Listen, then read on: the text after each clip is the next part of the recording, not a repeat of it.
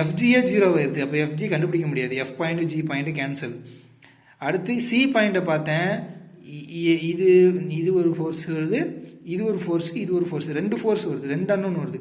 அடுத்து டியை பார்த்தா 2 அன்னோன் 0 ஆயிடுச்சு. ஒரே ஒரு அன்னோன் மட்டும் இருக்குது. ஒரே ஒரு அன்னோன்னா ஒரே ஈக்குவேஷன் வச்சு சால்வ் பண்ணிடலாம்ல. அதனால தான் டி பாயிண்ட்டை பிடிச்சி நான் எடுத்தேன். நமக்கு கட் பண்ணுறது முக்கியம், எந்த பாயிண்ட்டை பிடிச்சி சமேஷன் மூமெண்ட் போடுறோம் அப்படிங்கிறது முக்கியம். சரிங்களா? இந்த மெத்தடுக்கு பேர் தான் மெத்தட் ஆஃப் செக்ஷன். சரிங்களா? Means moment about any point we can take, but that point should easily solve the equation. நமக்கு அப்போ தான் ஈஸியாக சால்வ் பண்ணுற மாதிரி இருக்கணும். சரிங்களா? அடுத்து ஒரு சில எக்ஸாம்பிள்லாம் நான் போட ட்ரை பண்ணேன். இதுங்க வரேன். இந்த இதை பார்ப்போம் ஃபஸ்ட்டு.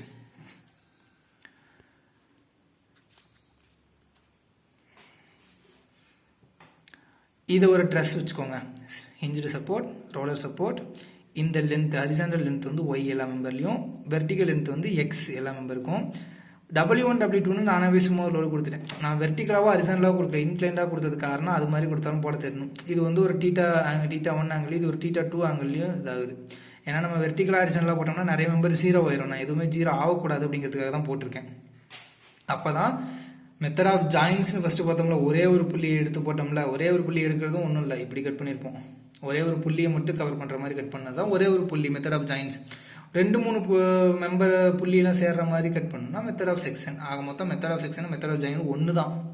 ஆனால் அதை 2 மெத்தட்னு சொல்லி பேர் வச்சு தனித்தனியாக படிச்சுட்டு இருக்காங்க எல்லாம். சரிங்களா? இப்போ இதில் AE, AF, BF, CD, GH இந்த 5ஐயும் கண்டுபிடிச்சி காட்ட சொல்கிறாங்க.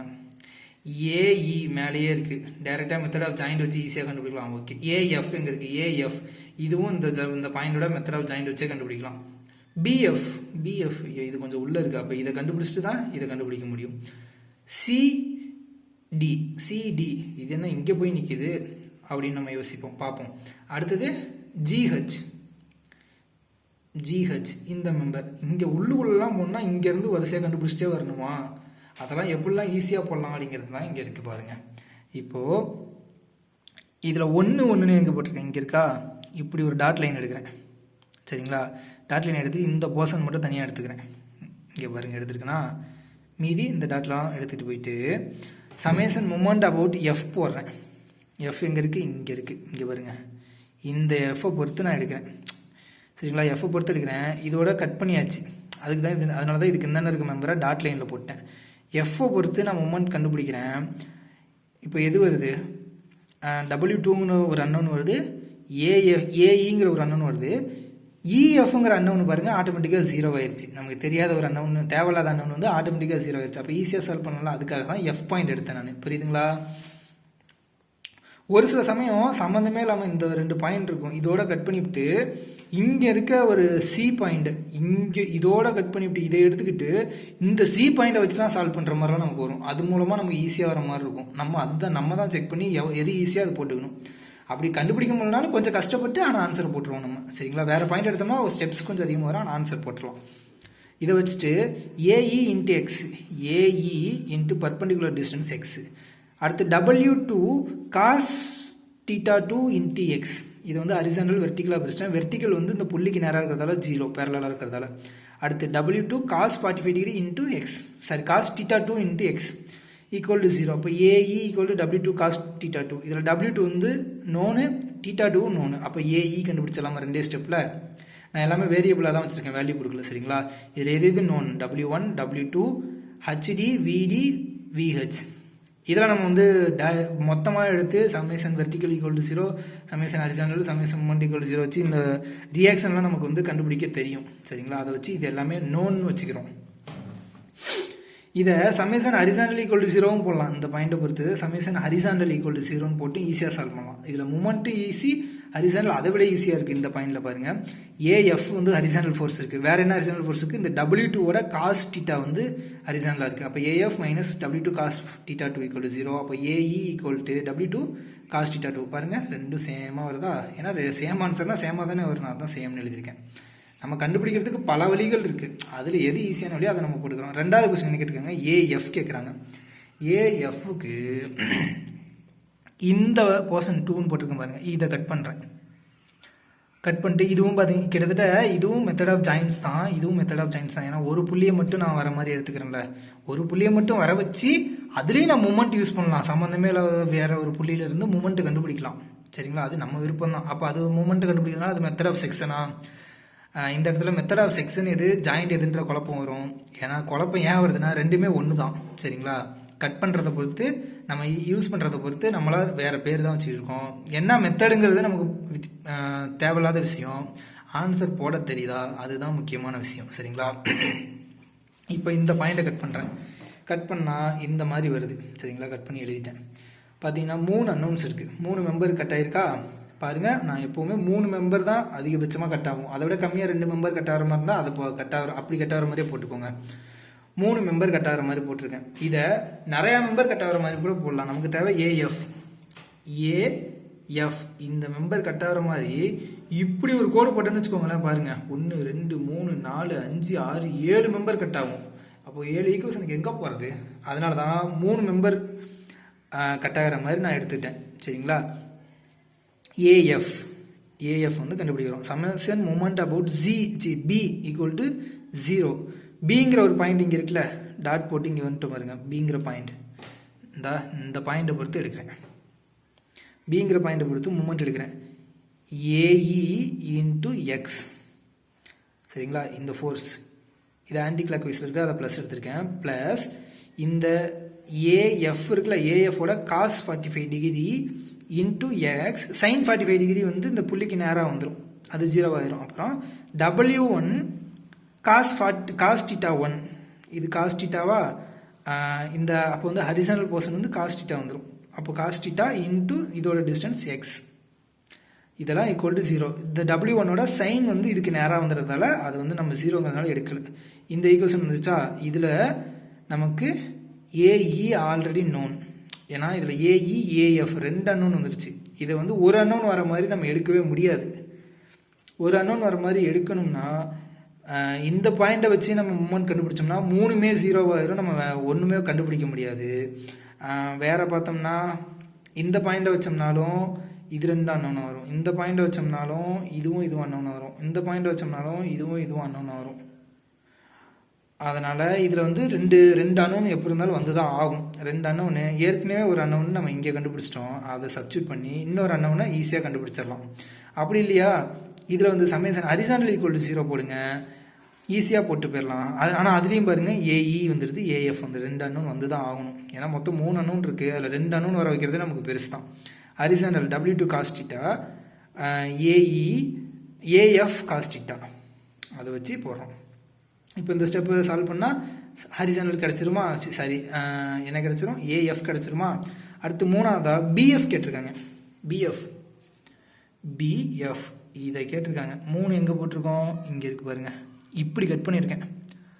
1 2 3 4 மெம்பர் கட் ஆகுதுங்க. ஏன்னா வேறு வழி இல்லைங்க, இது நடுவில் மாட்டிக்கிச்சு. 4 மெம்பர் கட் ஆகி தான் ஆகணும். ஆனால் நமக்கு ஏஎஃப்பும் ஏஇயும் தெரிஞ்சிருச்சுல ஆல்ரெடி, அதனால் நான் இப்படி கட் பண்ணிக்கிட்டேன், ஈஸியாக கண்டுபிடிச்சிடலாம் அப்படிங்கிறதுக்காக. இங்கே பாருங்கள், கட் பண்ணிட்டு இப்போ பாருங்கள் சமேஷன் மூமெண்ட் அபவுட் ஜி, இந்த ஜி பாயிண்ட் எடுக்கிறேன். அதுலேயும் ஜி பாயிண்ட் எடுக்கும் போது இந்த ஜிஎஃப் தேவையில்லாதது கேன்சல் ஆகிடுது. இந்த வேறு எது கேன்சல் ஆகுது? வேறு எதுவும் கேன்சல் ஆகுங்க. இதுவும் AE into x plus x 2x. அடுத்தது ஏஎஃப் இதோட டீட்டா வருதா, அப்போ ஏஎஃப் காஸ் டீட்டா எஃப், இந்த ஆங்கிளில் cos theta F into x equal to BF into x. BF மட்டும் இந்த ஆப்போசிட் டைரெக்ஷனில் இருக்குது. சரிங்களா, அப்போ பிஎஃப் இன்ட்டு எக்ஸ் போட்டோம்னா ஏஇயும் ஏஎஃப் ஆல்ரெடி நோன், அதை வச்சு பிஎஃப் வந்து ஈஸியாக கண்டுபிடிச்சிடலாம். ஓகேவா, எல்லாம் பாருங்கள் ஒரு ஸ்டெப் அடுத்தடுத்த ஸ்டெப்பில் கரெக்டாக வருது. அடுத்தது சிடி, இதை மாதிரி ஒரு ஈஸியாக எதையுமே சால்வ் பண்ண முடியாதுங்க. சிடி ஈக்குவல் டு என்ன? இப்போது இங்கே பாருங்கள் 4ஆவது எங்கே கட் பண்ணியிருக்கேன்? இப்படி இந்த சப்போர்ட்டோடு இப்படி கட் பண்ணிக்கிட்டேன். கட் பண்ணிவிட்டு இதில் சமேஷன் ஹரிசாண்டல் வெர்டிகல் மட்டும் பாருங்கள். இதில் என்ன ஒரு விஷயம் இருக்குது அப்படின்னா, ஆல்ரெடி எதுவுமே இன்க்ளைன்டு மெம்பரே இல்லை.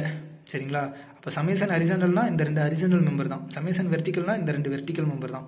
அப்போது ஒரு வெர்டிகல் மெம்பர் விடி, இன்னொரு வெர்டிகல் சிடி. அப்போ விடி தெரிஞ்சதுன்னா விடி ஈக்குவல் டு சிடி அப்படின்னு நம்ம டேரெக்டாக சொல்லிடலாம். அதை தான் இங்கே பண்ணியிருக்கேன் பாருங்கள். இப்படி ஹெச்டி இருக்குது, இப்படி இது பேர் என்னென்னா டிஹெச்ங்கிற மெம்பர் இருக்குது, அப்வோலா விடி இருக்குது, டவுன்வோலா சிடி இருக்குது. அப்போ சமேஷன் வெர்டிக்கல் ஈக்குவல் டு 0 போடுங்க. இதுதான் இதில் இருக்கிறதுலே பெஸ்ட்.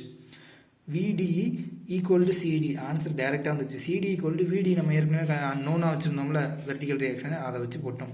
அடுத்து ஜிஹெச் எங்கே இருக்குது? ஜிஹெச் இங்கே வருது. அப்போ 5ன்னு சொல்லி இங்கே போட்டுருக்கேன் பாருங்கள். இதோட கட் பண்ணி மேலே இருக்க போர்ஷன் எடுக்கலைங்க, கீழே இருக்க போர்ஷன் எடுத்துக்கிறேன். சின்னதாக இதில் தான் கம்மியாக இருக்குது. மேலெலாம் பார்த்தா 2 லோடெலாம் வருது, கீழே பாருங்கள் அழகாக வருது லோடு. அப்போ கீழே இருக்க போர்ஷன் எடுத்துக்கிறேன். இங்கே இருக்குது பாருங்கள். கட் பண்ணதுக்கப்புறம் விடி விஹெச் இருக்குது, ஹெச்டி இருக்குது, மீதி இந்த ஃபோர்ஸஸ் 3 மெம்பர் தானே இருக்குது. 3 மெம்பர் கட் பண்ணுற வரைக்கும் நமக்கு பிரச்சனை இல்லை. ஒரு இடத்துல மட்டும் 4 கட் பண்ணியிருப்பேன். ஏற்கனவே 2 தெரிஞ்சதால் மீதி 2 மட்டும் வரதுக்காக 4 கட் பண்ணியிருப்பேன். இப்போ மூமெண்ட் அபவுட் சி எடுக்கிறேன். ஏன் மூமெண்ட் அபவுட் சி எடுக்கிறேன்? அப்படி எடுக்கிறது மூலமாக இந்த சிஹெச்ங்கிற ஒரு அன்னவுன் வந்து காணா போயிடுது. இந்த இது என்னது சிடி அப்படிங்கிற ஒரு அன்னவுனும் காணா போயிடுது. மீதி என்ன இருக்குது? இந்த ஜிஹெச்ங்கிற ஒரே ஒரு அன்னவுன் தான் இருக்குது. சரிங்களா? அப்போது HD into x, HD into x இங்கே வந்துருச்சா? அடுத்தது இது வந்து ஆன்டி கிளாக் வைஸா, விடி வந்து 0 ஆகிடுது, இந்த சிடியும் 0 ஆகிடுது, இந்த விஹெச் இங்கே இந்த மெம்பர்லாம் நீங்கள் குழப்பிக்க கூடாதுங்க. அதே போல் இந்த மெம்பர்லாம் இது உள்ள இது எல்லாத்தையும் சேர்த்து மொத்தமாக பார்க்கும்போது இந்த மெம்பரை பார்க்கக்கூடாது. இந்த மாதிரி ஃப்ரீயாக தொங்கிட்டு இருக்க மெம்பருக்கு மட்டும்தான் ஃபோர்ஸ் வரும். இதெல்லாம் இந்த பாயிண்ட்லேருந்து இப்படி ஒரு ஃபோர்ஸ் வந்ததுன்னா அதை ரெசிஸ்ட் பண்ணால் இப்படி ஒரு ஃபோர்ஸ் வந்து ஆட்டோமேட்டிக்காக 2 0 ஆகிக்கும். பாதியாக கட் பண்ணோம்னா தான் ஒரு சைடு மட்டும் ஃபோர்ஸ் இருக்கும். அதனால் இந்த மாதிரி உள்ளே இருக்க ஃபோர்ஸ்லாம் பார்க்கக்கூடாது. கட் பண்ணோம்ல அந்த மெம்பர்ஸில் மட்டும்தான் ஃபோர்ஸ் இருக்க மாதிரி நம்ம எடுத்துக்கணும். சரிங்களா? அது இமேஜின் பண்ண முடியுது அவங்களால. விஹெச் இன்ட்டு இந்த டிஸ்டன்ஸ் எவ்வளோ? ஒய்யா ஈக்குவல் டு ஜிஹெச் மட்டும்தான் ஆப்போசிட்டில் இருக்குது. மீதி ரெண்டும் இதுவும் ஆன்டி கிளாக் வைஸ், இதுவும் ஆன்டி கிளாக் வைஸ், ஜிஹெச் மட்டும் clock wise. GH into y போட்டோம்னா ஹெச்டி தெரியும், விஹெச் தெரியும்.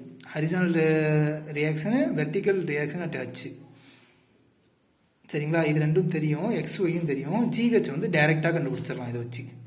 பார்த்தீங்களா? இப்போ பார்த்தோம்னா ஒரு ஸ்டெப் தான், ஒவ்வொன்றிலையும் ஒவ்வொரு வேல்யூ கண்டுபிடிக்கிறதுக்கு ஒரு ஸ்டெப் தான். எப்போ? மெத்தட் ஆஃப் செக்ஷன் யூஸ் பண்ணும்போது, சமேஷன் மூமெண்ட்டுங்கிறத யூஸ் பண்ணும்போது, கரெக்டான இடத்துல கட் பண்ணும்போது, கரெக்டான இடத்துல கட் பண்ணுறதுக்கு நம்ம தான் ப்ராக்டிஸ் பண்ணிக்கணும். ஒரு பாயிண்ட்டையும் பார்க்கணும். கண்ணால் பார்க்கும்போது இதில் வந்து இந்த பாயிண்ட் எடுத்தோம்னா தேவையில்லாத அனௌன்ஸ்லாம் குறையுது, இந்த பாயிண்ட் எடுத்தோம்னா தேவையில்லாத அனௌன்ஸ்லாம் ஈக்குவேஷனுக்குள்ளே வருது. அதை பார்த்து நம்ம தான் கண்டுபிடிக்கணும். அந்த ஒரு பாயிண்ட்டை கண்டுபிடிச்சோம்னா ஒரே ஒரு வரி தான் வரும் ஆன்சரு. அந்த பாயிண்ட்டை தப்பாக எடுத்திங்கன்னா ஒரு பக்கமே ஃபுல்லாக ஆன்சர் கண்டுபிடிக்கிறது. அது நம்மளோட திறமைங்க. நம்ம நிறைய சம்ஸ் ப்ராக்டிஸ் பண்ணோம்னா ஈஸியாக வந்துடும் நமக்கு. இப்போ பார்த்தீங்கன்னா method of section, method of joint ரெண்டுமே நம்ம பார்த்துட்டோம். கிட்டத்தட்ட டெஸ்ட் எல்லாமே முடிச்சிட்டோம். நம்ம நெக்ஸ்ட் வீடியோவில் வந்து எக்ஸாம்பிள் சம்ஸ் வந்து பார்ப்போம். கண்ணால் பார்த்த உடனே எப்படிலாம் ஆன்சர் போடுறோன்னு பார்ப்போம். அதை பார்த்து நீங்களும் உங்களுக்கு கிடைச்ச சம்ஸ் எல்லாம் சால்வ் பண்ணி பார்த்தீங்கன்னா டக்குன்னு உங்களாலேயும் ஆன்சர் போட முடியும். சரிங்களா? நெக்ஸ்ட் வீடியோவில் நம்ம எக்ஸாம்பிள் சம்ஸ் நிறைய பார்ப்போம். சரிங்களா? இந்த வீடியோ பிடிச்சிருந்தா லைக் பண்ணுங்கள், ஷேர் பண்ணுங்கள், மறக்காமல் என்னோட சேனலுக்கு சப்ஸ்கிரைப் பண்ணிடுங்க. தேங்க்யூ.